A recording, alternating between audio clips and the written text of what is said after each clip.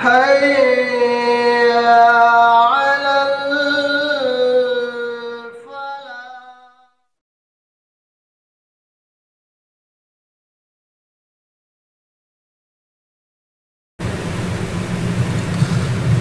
الحمد لله رب العالمين والصلاة والسلام على سيد المرسلين وعلى آله وصحبه أجمعين أما بعد أعوذ بالله من الشيطان الرجيم بسم الله الرحمن الرحيم الله لا إله إلا هو الحي القيوم لا تأخذه سنة ولا نوم له ما في السماوات وما في الأرض من ذا الذي يشفع عنده إلا بإذنه يعلم ما بين أيديهم وما خلفهم ولا يحيطون بشيء من علمه إلا بما شاء وسع كرسيه السماوات والأرض ولا يؤوده حفظهما وهو العلي العظيم.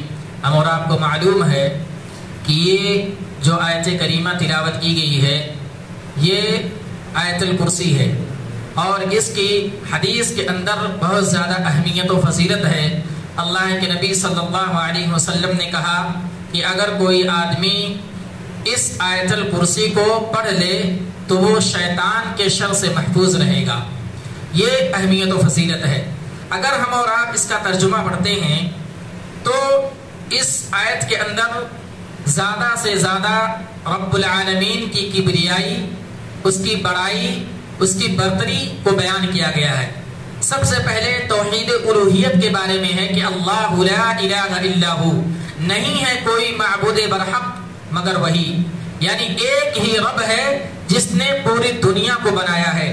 الحی القیوم، اور اس کی ذات ایسی ہے جو ہمیشہ ہمیش کے لیے زندہ ہے، کبھی مرنے والی نہیں ہے. القیوم، اور ہمیشہ ہمیش کے لیے ہے. لا تأخذہ سنۃ ولا نوم، رب کی ذات وہ ہے کہ اس کو کبھی اونگ نہیں آتی ہے اور نہ ہی کبھی نیند آتی ہے. یہ رب کی صفات ہیں. لہ ما فی السماوات وما فی الارض، اور اسی کے لیے آسمان و زمین کے اندر جتنی چیزیں ہیں سب اسی کے لیے ہیں اور اسی نے بنایا ہے، اسی نے پیدا کیا ہے. من ذا الذی یشفع عنده الا باذنہ، اور اگر رب کائنات کسی کو اجازت نہ دے تو رب سے شفاعت نہیں کر سکتا ہے.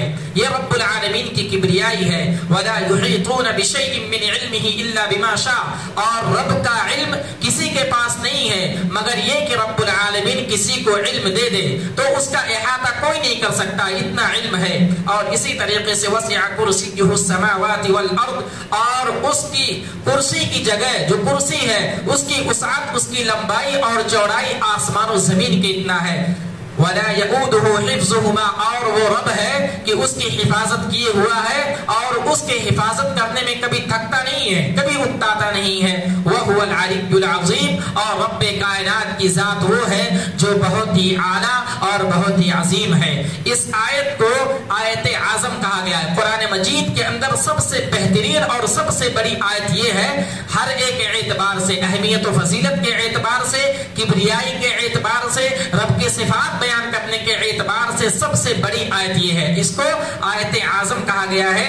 اس لیے ہم اور آپ کو یہ آیت الکرسی یاد رکھنا چاہیے، خاص طور سے نماز جو ہے، نماز فرض نماز جو ہیں ان کو ادا کرنے کے بعد یہ آیت الکرسی ہم اور آپ کو پڑھنا چاہیے. اس کی اہمیت و فضیلت حدیث کے اندر بہت زیادہ ہے. ہم اور آپ کو اللہ رب العالمین سے یاد کرنے کی اور اسے پڑھنے کی توفیق عطا فرمائے. اسی طریقے سے آگے اللہ رب العالمین نے حضرت ابراہیم علیہ السلام کا تذکرہ کرتے ہوئے فرمایا، جب حضرت ابراہیم علیہ السلام نمرود کے پاس گئے، نمرود سے جب ان کا سابقہ ہوا تو ان دونوں کے درمیان کیا بات چیت ہوئی اس کے بارے میں قرآن کہہ رہا ہے. الم تر الی الذی حاج ابراہیم فی ربہ ان آتاہ اللہ الملک، نمرود کے بارے میں کہا جا رہا ہے کہ وہ اپنی بادشاہت کو پا کر کے، اپنی قیادت کو پا کر کے، اپنی ملکیت کو پا کر کے اکڑ رہا تھا اور حضرت ابراہیم علیہ السلام سے جھگڑا کر رہا تھا ان کے رب کے بارے میں، ان کے رب العالمین کے بارے میں. وہ نمرود باتیں کر رہا تھا، بحث کر رہا تھا. تو اس کے بارے میں یہ جو آیت ہے، اللہ رب العالمین نے کہا اذ قال ابراہیم ربی الذی یحیی و یمیت، اس کا نقشہ کھینچا گیا ہے کہ حضرت ابراہیم علیہ السلام نے جب نمرود سے کہا کہ ہمارا رب وہ ہے، میرا رب وہ ہے جو لوگوں کو موت دیتا ہے اور زندگی دیتا ہے، تو نمرود نے کیا کہا؟ قال انا احیی و امیت، وہ تو میں بھی کر سکتا ہوں.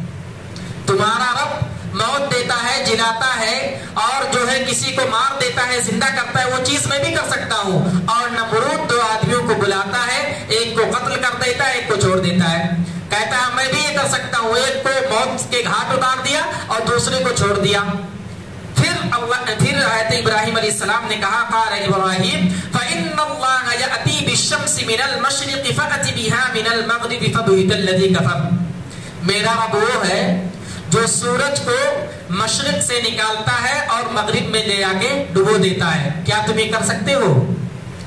اگر تم رب ہو، تم رب کی طرح مردہ کرتے ہو، زندہ کرتے ہو، موت دیتے ہو، زندگی دیتے ہو، کیا تم یہ کام کر سکتے ہو؟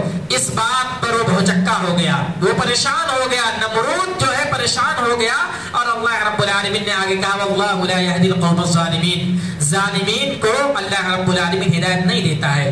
تو ابراہیم علیہ السلام نے اس کے سامنے توحید پیش کیا کہ توحید کیا ہے، اللہ رب العالمین کون ہے، اللہ رب العالمین کی ذات کیا ہے، اللہ رب العالمین کیا کیا کر سکتا ہے۔ نمرود کے سامنے انہوں نے توحید کی دعوت دی اور اس کو سمجھایا کہ رب ایک ہے جو سب کا پالنے والا ہے اور سب کچھ کر سکتا ہے، اس کے اختیار میں ساری چیزیں ہیں، اس کی طرح کوئی نہیں کر سکتا ہے۔ جب حضرت ابراہیم علیہ السلام نے اس سے کہا کہ تم آسمان کے اندر سورج کو تم مغرب سے نکال کر کے دکھلاؤ اور مشرق میں لے آ کر اس کو ڈبو، تو اس بات سے وہ قاصر رہ گیا۔ اور اس پر اللہ رب العالمین نے کہا کہ اگر اللہ رب العالمین کسی کو ہدایت نہ دے تو ہدایت نہیں پا سکتا ہے۔ ہم اور آپ کو شکریہ ادا کرنا چاہیے کہ آج کے ماحول میں رب العالمین نے ہمیں توحید پرست بنایا ہے، ہم اور آپ ایک رب کو ماننے والے ہیں، ہم اور آپ اللہ کے ساتھ کسی کو شریک نہیں ٹھہراتے ہیں۔ یہ رب العالمین کا بہت بڑی نعمت ہے، رب العالمین کی بہت بڑی نعمت ہے کہ آج کے اس پرفتن دور میں ہم اور آپ ایک رب کے ماننے والے ہیں اور کسی کو شریک نہیں ٹھہراتے ہیں، کیونکہ رب نے کہا ان اللہ لا یغفر ان یشرک بہ ویغفر ما دون ذلک لمن یشاء، کہ رب العالمین اگر اس کے ساتھ کسی کو شریک کوئی آدمی ٹھہراتا ہے تو اس کو نہیں بخشے گا۔ اس دنیا کے اندر اگر ہم اور آپ سے کوئی برائی ہو جائے، کوئی خطا ہو جائے، کوئی لغزش ہو جائے، کوئی گناہ ہو جائے، تو ہو سکتا ہے کہ آپ رب العالمین کی بارگاہ میں توبہ کریں تو رب العالمین اس کو بخش دے، لیکن اگر کوئی آدمی مشرک ہے، شرک کرنے والا ہے، اللہ کے ساتھ کسی کو شریک ٹھہراتا ہے، اللہ کے ساتھ کسی کو جو ہے شریک ٹھہراتا ہے، اس کی عبادت میں کسی کو شریک ٹھہراتا ہے، اس کی عبادت میں کسی کو شریک ٹھہراتا ہے اور غیر اللہ کے نام پر ذبح کرتا ہے، قربانیاں کرتا ہے، تو یہ جان لیجئے کہ اگر اسی حالت میں اس کی موت واقع ہو جاتی ہے تو وہ ہمیشہ ہمیشہ کے لیے جہنم میں رہے گا، وہ جنت میں داخل نہیں ہو سکتا ہے۔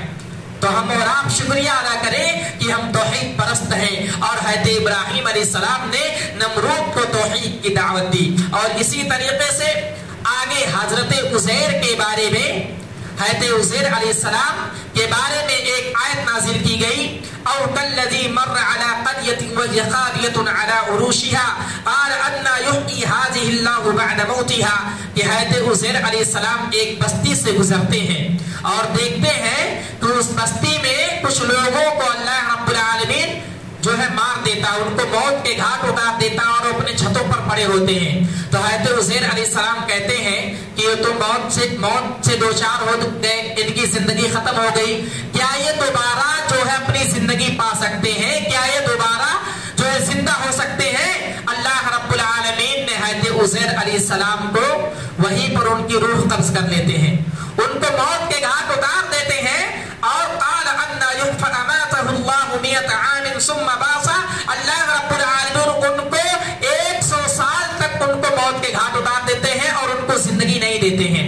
اس کے بعد قال کم لبثت، پھر ان کو زندگی دیتے ہیں 100 سال کے بعد۔ پھر اللہ رب العالمین ان سے سوال کرتے ہیں قال کم لبثت، کتنے دن کے بعد اٹھے ہو، کتنے دن کے بعد اٹھے ہو؟ وہ کہتے ہیں قال لبثت یوما او بعض یوم، مجھے ایسا لگ رہا ہے کہ گویا کہ ایک دن یا ایک دن کا کچھ حصہ، لیکن حقیقت میں کتنے دن تک وہ موت کے گھاٹ رہے؟ 100 سال تک۔ لیکن کیا کہہ رہے ہیں کہ ایسا لگ رہا ہے کہ ایک دن کے بعد اٹھ رہا ہوں یا ایک دن کا کچھ حصہ۔ اللہ رب العالمین کہتا ہے قال بل لبثت 100 عام فانظر الى طعامک، بلکہ تم 100 سال کے بعد اٹھ رہے ہو اور تم دیکھو کہ تمہارے پاس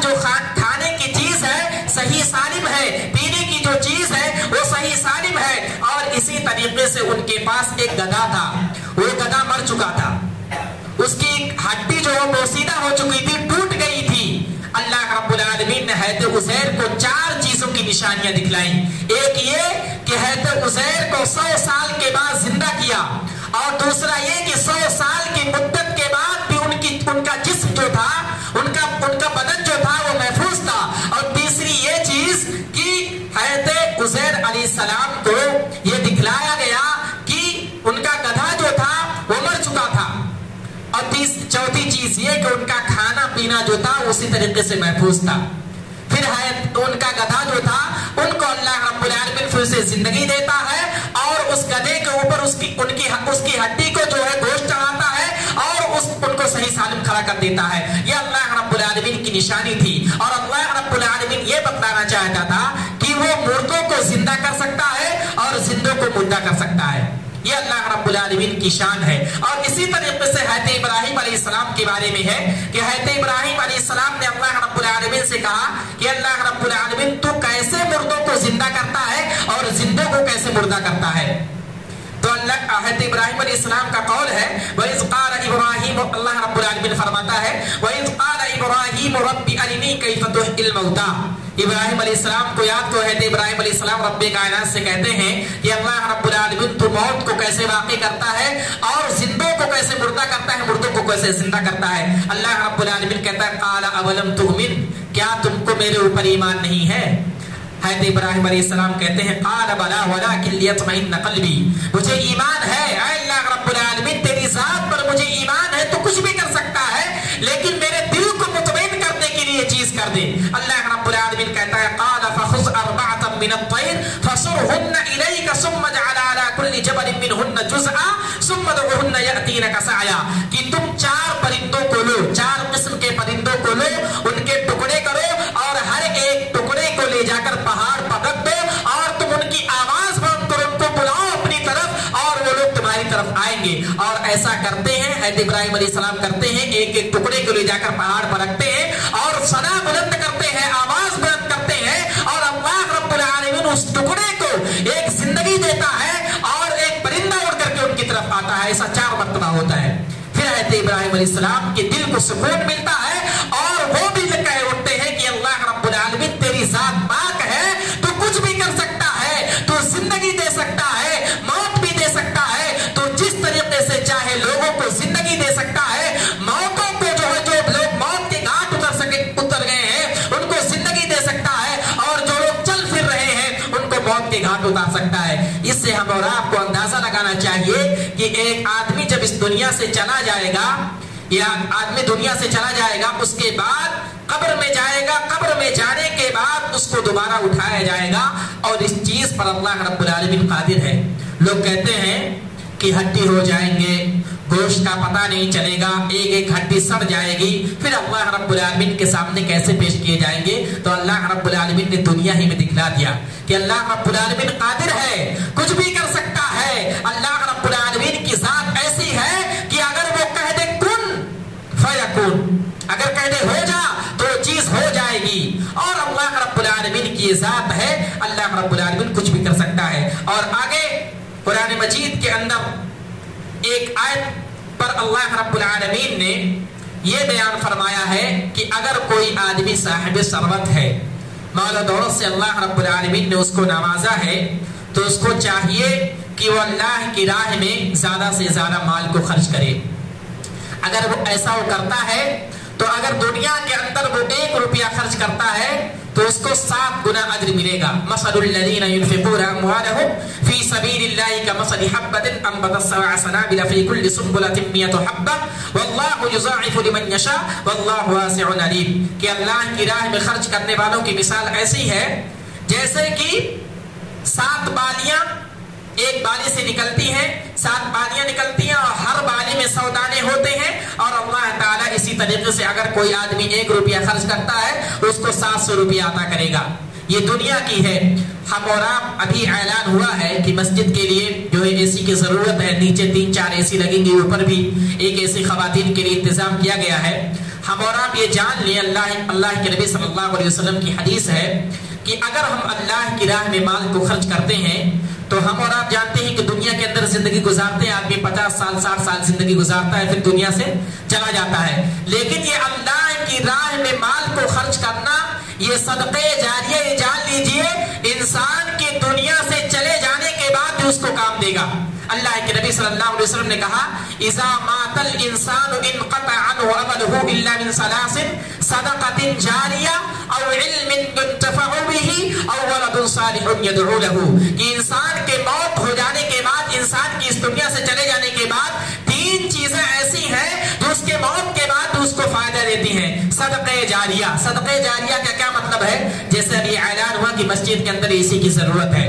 اگر کسی آدمی کو اللہ رب العالمین نے توفیق دی ہے، اس کے پاس مال و دولت ہے، وہ اپنا روپیہ پیسہ خرچ کر کے اس مسجد کے اندر ایک اے سی لگوا دیتا ہے، اور جب تک وہ اے سی اس مسجد کے اندر ہے، جب تک لوگ اس سے فائدہ اٹھا رہے ہیں، جب تک لوگ اس مسجد کے اندر نمازیں پڑھ رہے ہیں، قرآن کی تلاوت کر رہے ہیں، ذکر و اذکار کر رہے ہیں، تسبیح و تحلیل کر رہے ہیں، تو اگر وہ آدمی اس دنیا سے چلا جائے، جب تک لوگ اس سے فائدہ اٹھائیں گے، اس اے سی سے فائدہ اٹھائیں گے، اس آدمی کو ثواب ملتا رہے گا. یہ صدقہ جاریہ ہے. اسی طریقے سے کوئی آدمی مسجد کے اندر قرآن لا کر کے رکھ دے، تفسیر رکھ دے، مائک کا انتظام کر دے، فین کا انتظام کر دے، لائٹ کا انتظام کر دے، یا اسی طریقے سے اور ساری چیزیں ہیں جس سے لوگ فائدہ اٹھائیں. اگر جب تک لوگ اس سے فائدہ اٹھائیں گے، جب تک اس کو ثواب ملتا رہے گا. یہ صدقہ جاریہ ہے. تو ہم اور آپ غنیمت جانے کہ آج مسجد میں اعلان ہوا ہے، اپنے آپ کو اس کو میں شمار کر لیں. اگر اللہ رب العالمین نے اتنی طاقت اور اتنی استطاعت دی ہے تو اس میں شمار ہو جائیں، تعاون کریں، اے سی لگوانے میں ایک ایک روپیہ، ایک ایک پیسہ اس کو جوڑیں، تاکہ اللہ رب العالمین کے یہاں یہ ذخیرہ آخرت ہو جائے. اور اسی طریقے سے اللہ رب العالمین نے ایک دوسرے مقام پر کیا فرمایا ہے کہ اگر کوئی آدمی مال کو خرچ کرنے کے بعد اس کا احسان جتلاتا ہے، بتلاتا ہے، تو یہ قابل قبول نہیں ہے. ہم اور آپ مال اور پیسہ خرچ کرتے ہیں اور اس کو اگر لوگوں کے سامنے بیان کرتے ہیں، یا اسی طریقے سے آج کے زمانے میں دیکھا جاتا ہے کہ اگر کوئی آدمی کسی غریب مسکین آدمی کو 500 یا 100 روپے دیتا ہے تو اس کے ساتھ سیلفی لیتا ہے. یہ طریقہ صحیح نہیں ہے، کیونکہ ہمارے معاشرے کے اندر لوگ ایسے بھی ہیں بیچارے جو مانگنا نہیں چاہتے ہیں، جو ہاتھ نہیں پھیلانا چاہتے ہیں، لیکن وہ مستحق ہیں. ان کے گھر میں کھانے کے لیے کھانا نہیں ہے، رہنے کے لیے گھر نہیں ہے، ان کے لوٹنے کے لیے بچھونا نہیں ہے، وہ مجبور ہے، وہ مستحق ہے. ہم اور آپ ذمہ دار ہیں کہ ان کے گھر پر جا کر کے ان کی خیر خواہی کریں، ان کو روپیہ پیسہ دیں. وہ ذمہ دار ہے، ہم اور آپ ذمہ دار ہیں، ان کی ذمہ داری کو پورا کریں، ان کو روپیہ پیسہ دیں اور ان کو ذلیل نہ کریں، ان کو رسوا نہ کریں. 100 روپیہ 200 روپیہ دے کر کے ہم سوشل میڈیا پر اس کو نہ ڈالیں، ان کی تحقیر کی نظر سے ان کو لوگ دیکھتے ہیں. ہم اور آپ اس بات سے جو ہے آمادہ نہ ہو، اس بات سے پرہیز کریں. اگر ایسا کرتے ہیں تو یہ جان لیجیے کہ یہ ہمارا روپیہ پیسہ صدقہ و خیرات قابل قبول نہیں ہے. قرآن کہتا ہے یا ایھا الذین آمنوا لا تبطلوا صدقاتکم بالمن والعطا، کہ اے ایمان والو تم اپنے صدقہ کو، اپنے روپے اور پیسے کو برباد نہ کرو. کیسے؟ بالمن والعطا، احسان جتلا کر کے، لوگوں کو تحقیر کر کے، لوگوں کو ذلیل اور رسوا کر کے، لوگوں کو بدنام کر کے اپنے اعمال کو برباد نہ کرو، اپنے صدقہ و خیرات کو برباد نہ کرو. تو ہم اور آپ جب روپیہ اور پیسہ خرچ کریں تو احسان نہ جتلائیں. اللہ کے نبی صلی اللہ علیہ وسلم کی حدیث ہے کہ آدمی صدقہ و خیرات اس طریقے سے کرے کہ داہنے ہاتھ سے کرے اور بائیں ہاتھ کو پتہ نہ چلے، یعنی چوری اور چھپے کرے، چھپ چھپ کے کرے، تاکہ جو ہے یہ ریاکاری بھی نہ ہو، ہمارے دل کے اندر یہ خواہش بھی نہ ہو کہ لوگ ہمیں مالدار کہیں، سخی کہیں، بہت بڑا مالدار، بہت زیادہ سخی، بہت زیادہ فیاض آدمی کہیں. یہ دل سے نیت نکل جائے گی اگر چوری چھپے کریں گے. صرف اور صرف خلوص للہیت کے لیے کریں گے، اللہ رب العالمین کے لیے کریں گے. اگر آپ چوری چھپے کریں گے تو اگر ہم اور آپ روپیہ اور پیسہ خرچ کریں تو اس بات کا لحاظ رکھیں کہ ہم اور آپ دکھاوے کے لیے نہیں، کسی کو دکھاوے کے لیے، کسی کو بدنام کرنے کے لیے ایسا نہ کریں. اسی طریقے سے اللہ رب العالمین نے قرآن مجید کے اندر ایک آیت یہ بیان فرمایا ہے کہ ہم اور آپ اپنے معاشرے کے اندر دیکھیں گے ایسا ماحول آ گیا ہے کہ سود خوری عام ہو چکی ہے. آدمی سود کھاتا ہے. سود کا مطلب کیا ہے جیسے کوئی آدمی جیسے کوئی آدمی مستحق ہے، اس کو پیسہ روپیہ چاہیے اور ہم اور آپ اس کو 100 روپیہ دیں اور یہ کہیں کہ 1 مہینے کے بعد اگر آپ دیں گے تو مجھے 125 روپیہ دینا ہے، تو یہ 25 روپیہ سود کا ہے. یہ جو ہے نہیں ہونا چاہیے. اللہ رب العالمین نے اس سے منع فرمایا ہے. الذین یأکلون الربا لا یقومون الا کما یقوم الذی یتخبطه الشیطان من المس. اگر کوئی آدمی ایسا کرتا ہے، سود کھاتا ہے، تو یہ جان لیجئے کہ کل قیامت کے دن جب وہ اٹھایا جائے گا تو مجنون ہوگا، پاگل دیوانے کی طرح اٹھایا جائے گا، اس کو کچھ پتہ نہیں ہوگا کیا ہو رہا ہے. تو جو ہے سود خوری سے منع کرنا چاہیے، سود خوری سے بچنا چاہیے. اور کچھ لوگ ایسا کہتے ہیں کہ تجارت بھی تو سود خوری ہے، تجارت کے جیسا یہ سود ہے. ایسا نہیں ہے. تجارت میں آدمی تجارت کرتا ہے، 1 روپے کے بدلے 2 روپے لیتا ہے، کیونکہ 1 روپیہ وہ کپڑے کے لیتا ہے، دوسرا وہ جو محنت کیا ہوا ہے اس کا لیتا ہے. اور یہ سود خوری جو ہے یہ عام لوٹ جیسے لوٹ کی شکل ہے، یہ بھی مناسب نہیں ہے. آدمی لوٹ پے در پے قسطوں میں کرتا ہے اور روپیہ پیسہ زیادہ دیتا ہے، تو یہ سود خوری یہ تمام زمرے میں آتے ہیں. اللہ رب العالمین نے اسے منع فرمایا ہے. اور اللہ کے نبی صلی اللہ علیہ وسلم نے کہا کہ اگر کوئی سود کھاتا ہے تو یہ جان لیجئے کہ اس کا میرے ساتھ اور اللہ رب العالمین کے ساتھ جنگ کرتا ہے. بتائیے ایک سود خور آدمی اللہ رب العالمین سے جنگ کر سکتا ہے؟ اس لیے ہم اور آپ کو سود خوری سے بچنا چاہیے. اور اس کی 4 وعیدیں بیان کی گئی ہیں. ایک یہ کہ آدمی دیوانہ اور پاگل کی طرح اٹھایا جائے گا کوئی اگر سود خور ہے، اور اسی طریقے سے صدقہ و خیرات کم ہو جائیں گے، معاشرے میں سود خوری عام ہو جائے گی. اور اسی طریقے سے تیسری چیز یہ کہ سود خور ہمیشہ کے لیے جہنم میں داخل کر دیا جائے گا اگر وہ توبہ نہیں کیا ہوگا. اور چوتھی چیز یہ ہے کہ اللہ اور اس کے رسول سے اس کے لیے جنگ چھڑ جائے گی. اس لیے ہم اور آپ کو سود خوری سے بچنا چاہیے. اور اخیر آیت جو ہم اور آپ جانتے ہیں کہ سورہ بقرہ کی آخری آیت ہے، اس کے بارے میں اللہ کے نبی صلی اللہ علیہ وسلم کی حدیث ہے کہ اگر کوئی آدمی سورہ بقرہ کی آخری 2 آیتیں پڑھتا ہے تو یہ جان لیجئے کہ اگر وہ رات کے وقت پڑھ لے تو اس کے لیے کافی ہے. یعنی اگر کوئی آدمی اس کا اہتمام کرتا ہے تو انشاءاللہ وہ جنت میں ضرور داخل ہوگا. یہ اس کی اہمیت و فضیلت ہے. اور اسی طریقے سے نبی اکرم صلی اللہ علیہ وسلم جب معراج پر گئے تو اللہ کے نبی صلی اللہ علیہ وسلم کو 3 چیزیں دی گئی، جن میں سے ایک چیز یہ آخری آیت سورہ بقرہ کی آخری یہ آیتیں دی گئی. اس لیے ہم اور آپ اس کو یاد کریں. اور اسی طریقے سے اگر کوئی سورہ بقرہ اپنے گھر میں پڑھتا ہے، خاص طور سے یہ 2 آیتیں، تو شیطان کے شر سے محفوظ رہے گا. اس کی آیتیں ہیں آمن الرسول بما انزل الیہ من ربہ والمؤمنون کل آمن باللہ وملائکتہ وکتبہ ورسلہ لا نفرق بین احد من رسلہ.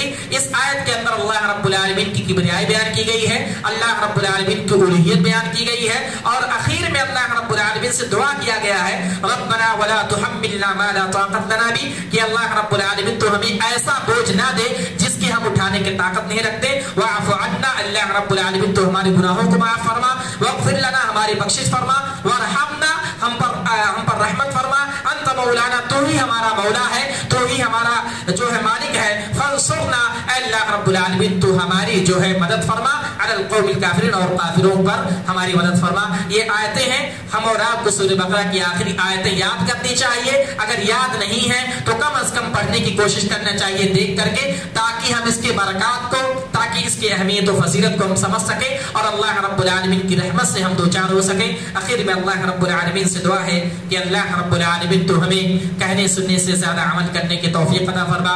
اے اللہ رب العالمین تو ہمیں قرآن کی تلاوت کرنے، روزوں کا اہتمام کرنے اور تراویح کی نماز ادا کرنے کی توفیق عطا فرما. اے اللہ رب العالمین رمضان المبارک کا مہینہ ہے، اللہ رب العالمین تو ہمیں نیک عمل کرنے کے ساتھ ساتھ جو روزوں کا اہتمام کرتے ہیں، ذکر و اذکار کرتے ہیں، تفسیر کے بیانات سنتے ہیں، اللہ رب العالمین تو ہمیں ان کو سن کر کے اپنی زندگی میں نافذ کرنے کی توفیق عطا فرما. ہمارے روزوں کو قبول فرما، ہمارے قیام اللیل کو قبول فرما، ہمارے نمازوں کو قبول فرما، ہمارے ذکر و اذکار کو قبول فرما. اے اللہ رب العالمین جب تک اس دنیا میں رکھ، ایمان و اسلام کی حالت میں رکھ، اور جب ہمارا خاتمہ ہو تو ایمان کی حالت میں ہو. آمین. وآخر دعوانا ان الحمد للہ رب العالمین. السلام علیکم ورحمۃ اللہ وبرکاتہ.